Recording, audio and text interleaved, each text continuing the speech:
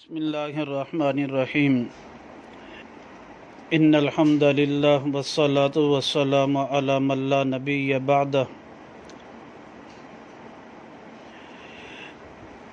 عقیدہ ختم نبوت کے بارے میں 200 سے زائد احادیث مبارکہ مروی ہیں۔ ان احادیث مبارکہ میں سے آج 46ویں حدیث مبارکہ بیان کی جا رہی ہے۔ یہ حدیث مبارکہ المسند للامام احمد بن حنبل میں یہ روایت مبارکہ مروی ہے۔ جلد نمبر ثانی ہے، 17085 نمبر رقم الحدیث ہے۔ راوی اس کے حضرت ارباد بن ساریہ رضی اللہ تعالیٰ عنہ ہیں۔ نبی پاک صلی اللہ علیہ وسلم نے فرمایا، انی عبد اللہ، فرمایا کہ میں اللہ کا بندہ ہوں، خاتم النبیین ہوں۔ انی عبد اللہ خاتم النبیین۔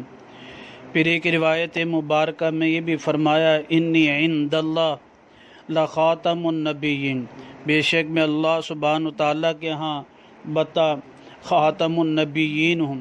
وَإِنَّ آدَمَ لَمُنْجَدِلٌ فِي طِينَتِهِ، اور بے شک آدم علیہ السلام ابھی اپنی مٹی میں تھے وَسَأُنَبِّئُكُمْ، اور ان قریب میں تمہیں خبر دوں گا بِأَوَّلِ ذَلِكَ، اس کے پہلے بارے میں، کہ دعوت ابی ابراہیم، میں اپنے والد ابراہیم علیہ السلام کی دعا ہوں، وبشارت عیسیٰ بھی، اور عیسیٰ علیہ السلام کی خوشخبری ہوں، ورؤیا امی التی رأت، اور میری ماں نے خواب دیکھا تھا، اور وکذالک امہات النبیین ترینا، اور اسی طرح انبیاء علیہ السلام کی مائیں خواب دیکھتی ہیں۔